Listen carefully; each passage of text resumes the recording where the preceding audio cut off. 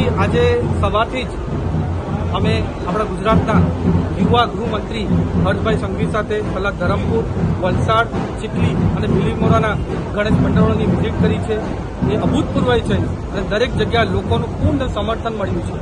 આજે તમારી સાથે વાત એક ખાસ વિષય પર હું કરવા માંગુ છું, જે અહીંયાના વાંસદાના ધારાસભ્ય છે અને જે મારી સામે વલસાડ લોકસભામાં લડ્યા હતા એ હારી ગયા હતા.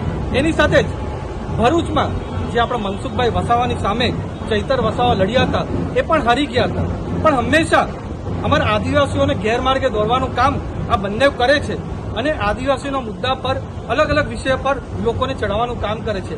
મારે એમને એમ પૂછવું છે કે આદિવાસીના આટલા બધા હિતેચ્છુ છે.